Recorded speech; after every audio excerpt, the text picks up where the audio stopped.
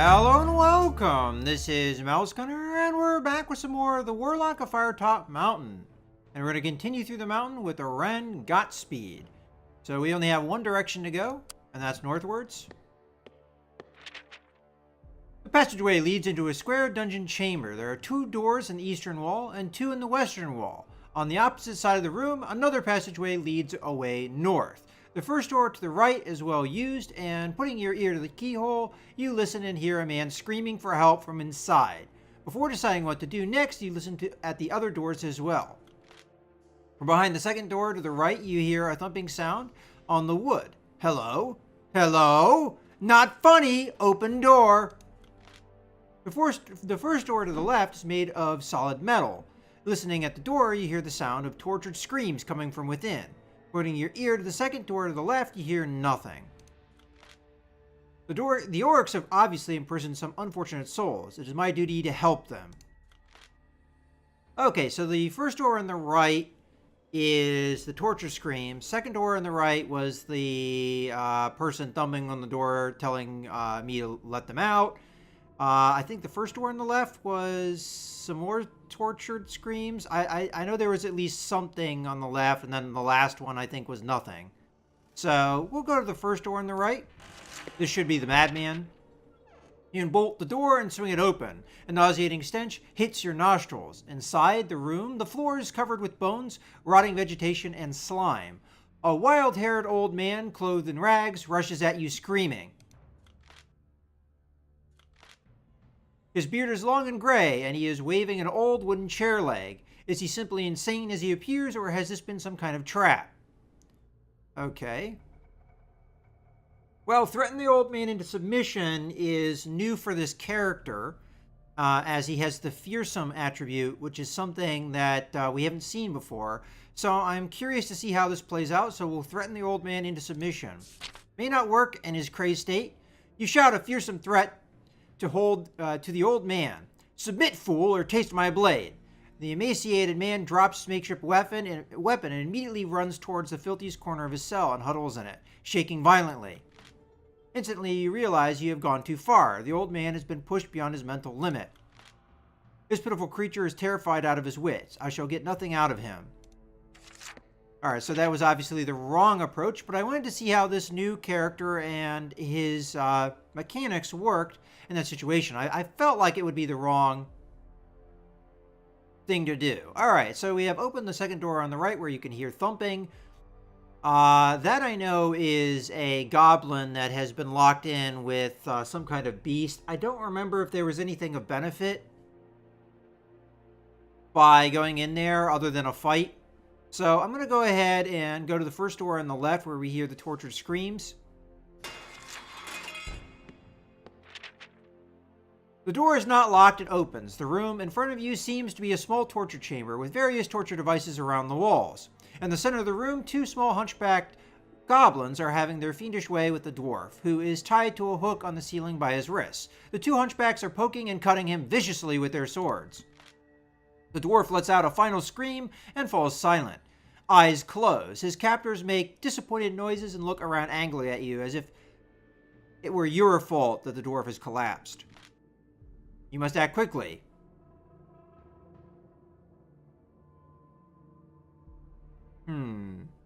That doesn't seem like the thing that this guy would do. Give the dwarf a jab with your sword and put on an evil laugh for the torturers. That's definitely not him. Like, it seems like his character's a little bit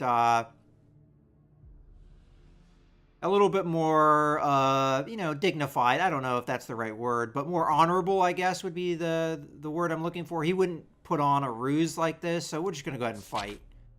You will pay for this vile scum, you cry as you leap at them with your weapons drawn. Your quick reflexes take them by surprise, and they give a loud shriek. Alright, we get +1 skill. We didn't really need it. Readying your weapon, you dive into the battle, and we fight the goblins.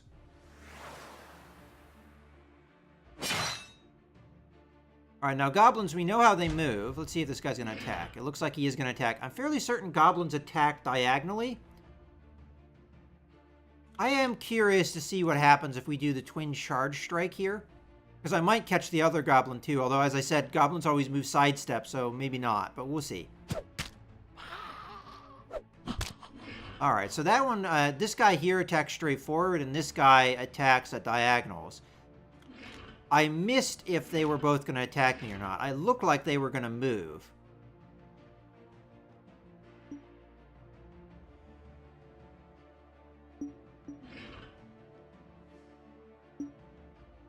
Problem with Blade Storm is, I forget, doesn't it only hit 1, 2, 3 like that? It doesn't hit in every direction, right?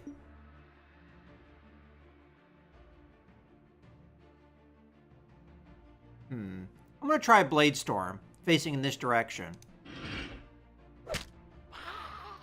Alright.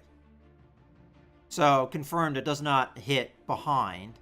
Again, I didn't see them shake, so I'm going to assume sidesteps here. Now, I have to guess which way they're going to sidestep. Well, I know this guy's going to sidestep this way, so I think the better course of action is attack in the direction I know they're going to move. Alright, so this guy's going to for sure attack me here. We already know he attacks diagonally, so if I move... Now he shouldn't be able to move or do anything, so we'll just attack him on the spot he's in. Alright, we penned him in and killed him. So I took one hit there.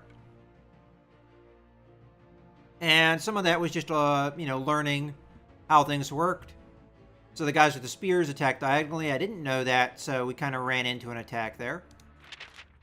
And I'm still kind of experimenting with this character because I'm going to have to get his combat figured out if I have any chance of success in the future.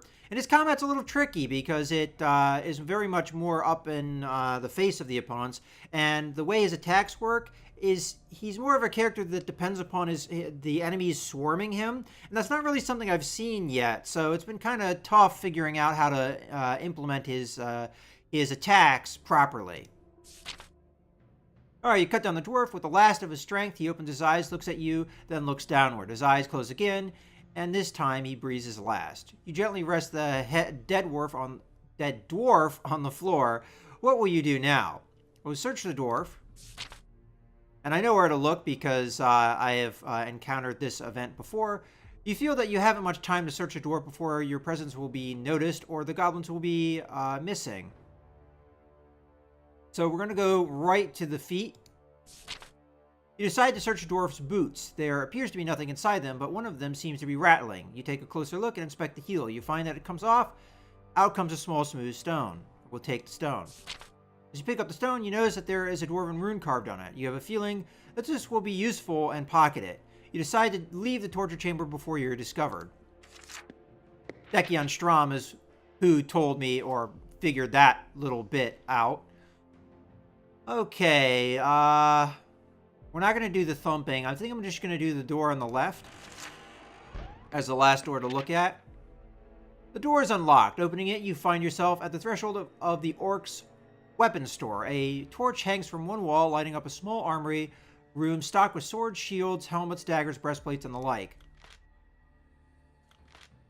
A circular iron shield with a golden crescent lies at the far end of the room. However, as you do not use a shield, it is worthless to you. I have yet to see a character that actually uses a shield, and I would imagine that the character would actually have a shield on their little model, and I don't think any of the starting characters have a shield on their model. So far, we have no idea what this does. Maybe in the future we will once we encounter a character that actually uses a shield, but we'll go ahead and search the room nonetheless. You poke around the room, the weapons are blunted and worthless, and the helmets are battered and rusty. You decide to inspect the breastplates on the shelves to see if there is anything worthwhile. Behind one of the breastplates is a shiny key. It seems quite important. You decide to take it. Alright, so that's the second time I've actually gotten Zagor's key. I believe, if I remember correctly from the Alexandra playthrough, there's actually several keys. I'm actually curious, though, with the keys, if it's one of the things where in each playthrough, if you use one, the next playthrough, you've used it, or if it's something where you just have to happen upon all of the keys in one playthrough. I'm actually curious to see how that works out, because from what the description in the Alexandra playthrough said, the keys are randomly placed. So I've searched this armory before and never found this key. And in a previous playthrough, Zagor's key was in the chest where the goblin master with the whip was beating his servant.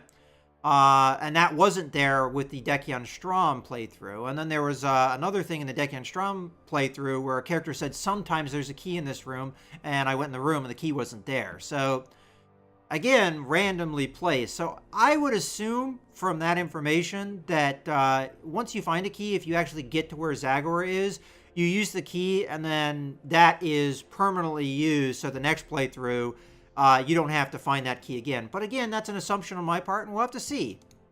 Hopefully we can get that far. We haven't gotten that far yet. Alright, so I'm not going to bother opening this door because I'm fairly certain there's nothing there. So I'm just going to go ahead and leave the chamber. Exiting the dungeon, you hear the sound of water ahead of you and make out a grilled portcullis at the end of the passageway. Before you can reach the portcullis, you have to cross a bridge that passes over a gully of gurgling brackish water. You suspect it may actually be a sewer, judging by the smell rising from it. Make your way towards the bridge. As you make your way towards the bridge, you pass some goblins, which appear uglier than all the creatures you have encountered so far. The instant one of the goblins catches sight of you, it gives a screech of surprise and runs at you with its short sword drawn. Kill! Kill! It shouts, drawing the attention of two other goblins. They all attack. So, from what I've seen, this event is different depending on what character you are. And this is the first time I think I've been attacked here. I'm not exactly sure, but I don't remember Dekion Strom being attacked, and I for sure remember that Alexander was not attacked here. So I love those little changes depending on what character you play as. Alright, so these two shook, and that one I don't think did. Because I don't know how these guys attack, I think maybe the safer move for now is just backpedal and see what happens. So both of them attacked in diagonals. I'm going to move up. Okay, so they're going to continue moving. Probably here and here. I have a feeling I'm going to get surrounded here, so I think the right move is to do Blade Storm here. I was wrong, but that's okay. We still hit this guy. And he shook. And I'm not exactly sure the implications of that. I'm going to go ahead and just attack him straight on. Alright. So these guys, I think, both shook. So what I'm going to do is I'm going to do the Twin Charge Strike and hope that I move out of the attack before they hit me. Yeah. So that is exactly how that attack works. So now I have to guess where these guys are going to move. I'm just going to guess here. And I guessed wrong, unfortunately. Alright, so neither one of them queued an attack from what I could tell. So I'm just going to go ahead and attack here. Take that guy out. Then we have an attack queued. Now we've already seen these guys attack diagonally. So I'm fairly certain I will not get hit here. There we go. So we managed to defeat them all without getting hit.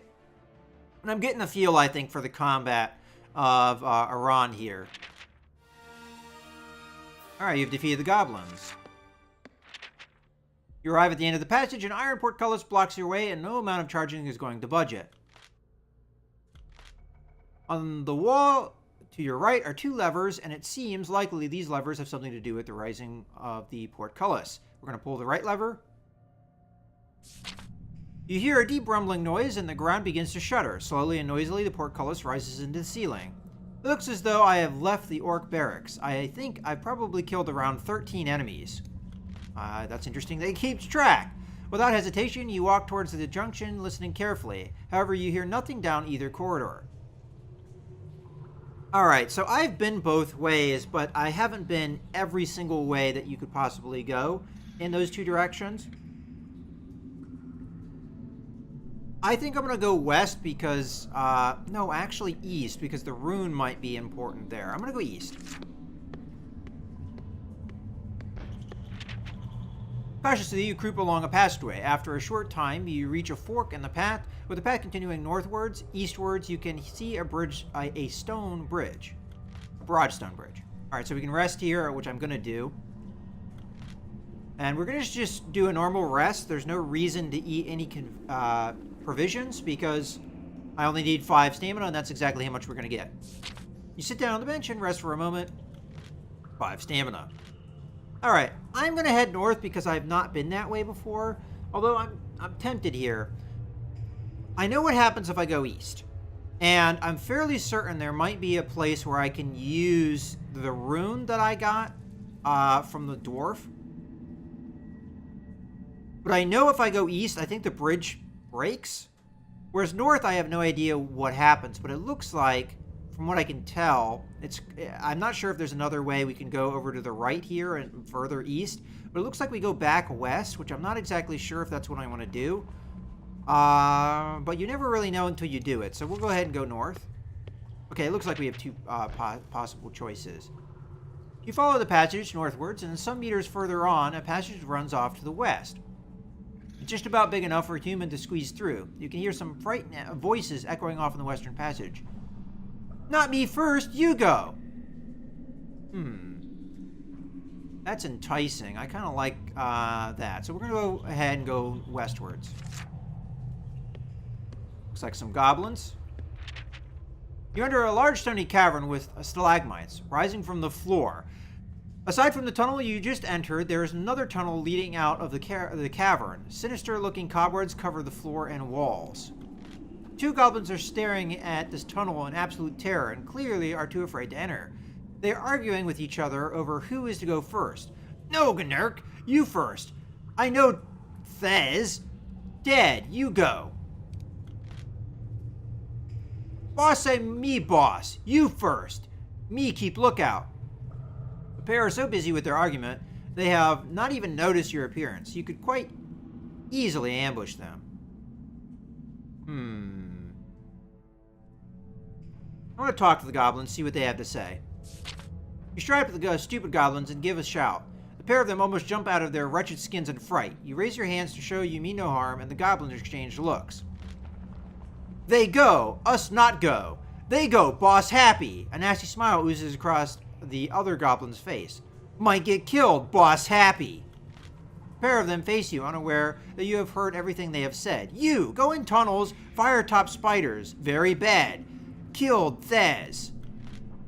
The other one chimes in with glee. Kill spiders, us go break. Without giving you a chance to say anything, the pair scamper off to take their hard-earned break. Alright, I guess we're going north because it didn't give us a choice. You stoop to enter a smaller cave, but thankfully, you can stand properly once inside. Cobwebs thread across the walls, floor, and ceiling, and you can't help but feel incredibly unsafe. There are multiple tunnels leading off, with some that appear blocked. The west passage is covered with thick webs, and there appears to be movement inside.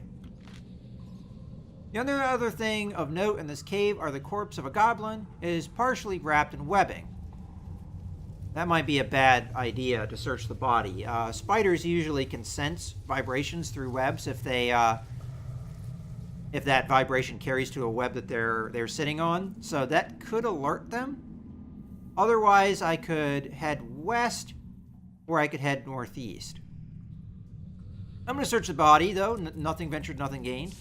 As you approach the goblin's body, you notice something strange. It seemed to be moving. Your eyes must have been playing tricks on you. Kneeling down to look closer, you begin to inspect the body. Suddenly, the dried corpse bursts open, and 2 skeletons leap out at you. You fall back in surprise from the nasty shock. Horrified, you attempt to get back up and draw your weapon. Oh, that sucks. Finally, someone showed up. I wasn't going to be able to wait in there for much longer. Let's get the fool. Alright, we got a goblin surprise achievement. I don't know if that's a very good achievement because it lost me a skill point. Scramble back to your feet from the skeleton surprise ambush. Fight the skeletons.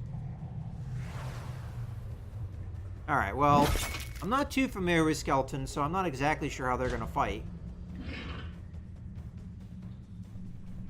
Alright, one looks like it's moving, the other one looks like it's attacking. Problem is, I don't know how it's going to attack.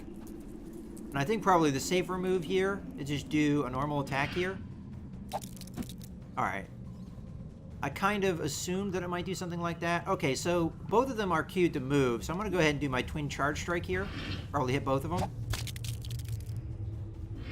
Alright, now they're both queued to attack me. I could do my Blade Storm here and hope luck makes me win. Or I could try and sidestep. I have no idea what this guy's attack is like, though. He could attack diagonally and hit me. So, honestly, I want to do this in a way that we hit both of them, though. It's not really letting me do that. In theory, I should be able to angle myself in a way that... There we go. Blade Storm, both of them. We're gonna have a clash. Luckily, I rolled decently and killed them both. Alright. Lucky for me. I did get hit, though. So I guess you can't clash two enemies. So if you have two enemies facing you and they're both attacking you, you can only clash successfully with one of them. So I was able to stave off the attack of one of the skeletons, but the other one hit me. So I have to keep that in mind. So the whole thing with him being able to effectively attack swarms of enemies is problematic when they're all attacking him. Alright, well, in any case, I'll try and remember that for the future.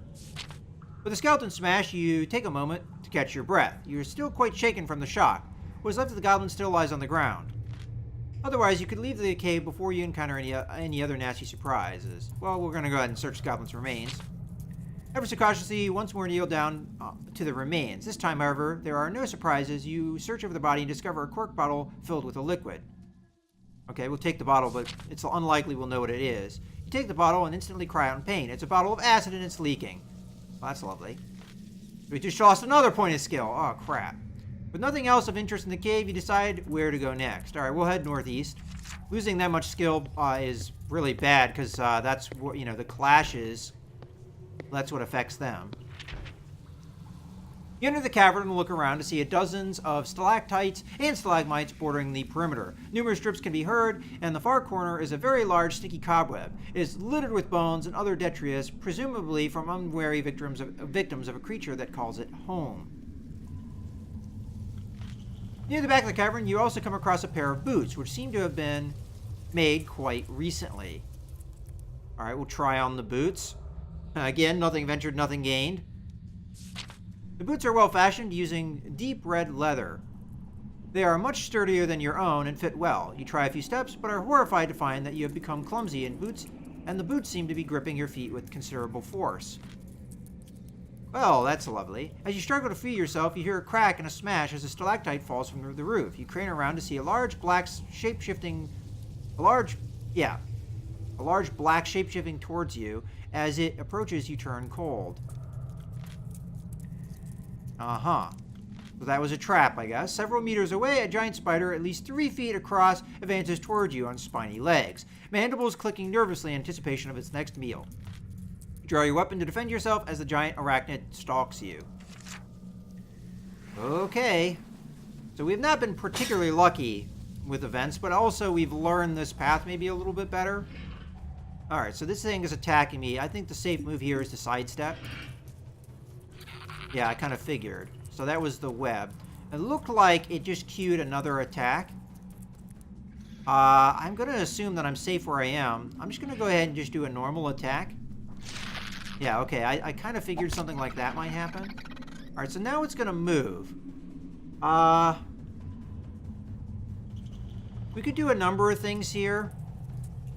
But I think the right move, at least in my mind, is to do a twin charge strike. Because we'll hit the back end of the monster, but also move in a way that I can sidestep anything it does right now, which I'm going to do. Alright, now this is a little bit more problematic. It's probably going to attack again. And if I sidestep, I'm going to pin myself in.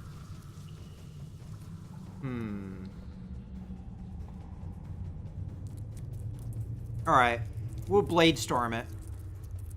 It's got a much higher skill, and it rolled better than me too. Crap. So we're webbed. Not telling me what the web does, unfortunately. So it's going to move this way. So I'm just going to go ahead and do a normal attack. Okay, I think it did its cue for attack. I think I'm pretty safe where I am, though. So I'm just going to do a normal attack. Okay, it queued another attack. I'm just going to attack again. And there we go. Got it. Alright, so we got hit one time. That's not too bad. Although the damage does accumulate and make things difficult in the future. You have defeated the giant spider. Almost exhausted after your awkward fight with the spider, you set to work on hacking the boots off. Eventually they come free. So we get our skill back. Alright, there's no place like home. Wear a pair of red boots. Alright, you leave the cave. Alright, let's see. It looks like we're going to the west, regardless of whether we want to or not. You squeeze through a narrow cave full of assorted rock columns. A sudden shaking causes you to stumble, and you look up at the ceiling of the cavern. Stalactites are hanging from the ceiling, but it looks like they're about to fall at any second. Suddenly, one falls directly in front of you and shatters to the ground. You better run through before you get crushed. Alright, we're going to have to test our skill, which we just took 2 hits to, unfortunately. And we rolled extremely high. You need to score a 7 or under, and you rolled an 11. You stumble near the end of the cave. As you cross the cave, you stumble as you make it to the other side. The last of the stalactites shatter across your head, sending you tumbling to the ground. You lose 4 stamina. Shaking your head and rubbing it gingerly from the falling rocks, you get up and walk to the cave exit. So that obviously hurts. Bottomless pit plummets deeper into the mountain. A narrow stone path leads to the other side, but stretched across it is a gigantic spider's web. You can see some unfortunate victims dotted across the web, wrapped up in silken thread. Clearly, this web is still occupied. Hopefully, you can make it across the web before the occupants return. Oh, great. You begin to cross the webbing. As you are halfway across, you hear an unpleasant skittering. Firetop spiders. You must make it to the other side and quickly. And we gotta test our skill again, which has not been going well. Oh, there we go. 3. That should do fine. Alright, you escape the firetop spiders. Scrambling across the sticky web, you make it to the other side. One of the firetop spiders tries to sink its fangs into you as you clamber off the webbing. Thankfully, you make it off the webbing in the nick of time. Quickly, you draw your weapon and cut the thick strands from the side of the pit. The rest of the web cannot hold the amount of spiders on it and begins to drift back towards the other side of the pit. The firetop spiders give a shriek of surprise and tumble into the inky blackness below. Leave the webbed, bottomless pit.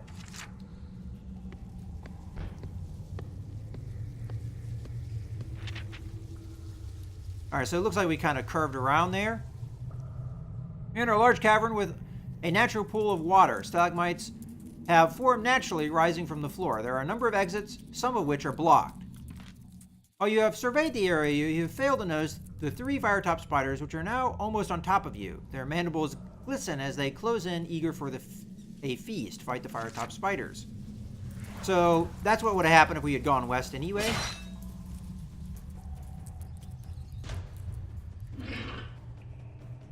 Alright, the one in front of me is queued in an attack.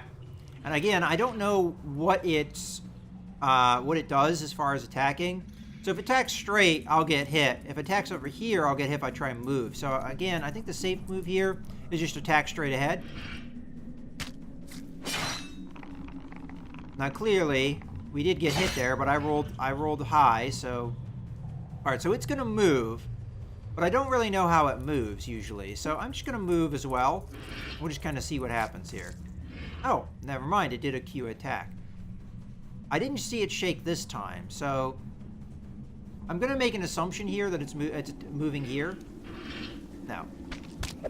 And that guy hit me with its web, unfortunately. Which I'm not exactly sure what that does. I also failed to notice exactly what these guys queued to do. Probably a wise move to move. I can't move the web. Okay, so I'll attack here just under an assumption. Okay. Now that one definitely queued an attack. I missed what this one did. But I think we're good to move this way. Alright, so this one's moving. This one, I don't know. This one's definitely attacking, so I need to sidestep. Okay, I think this one's attacking again. So we're going to move here. Okay, this time I think it queued to move. So I'm just going to attack. I kind of want to finish it off, so I'm going to Blade Storm here. Should die. There we go. Alright, I'm going to move straight up. Okay, I'm fairly certain that one queued an attack, which could hit me, so I'm going to move. Okay, both of them queued an attack. And I think both of these spaces are unsafe, so I'm just going to move.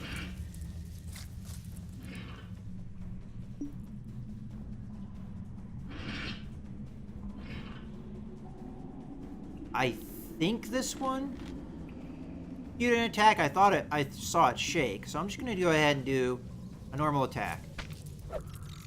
Okay, that one's going to attack again. I should be safe here.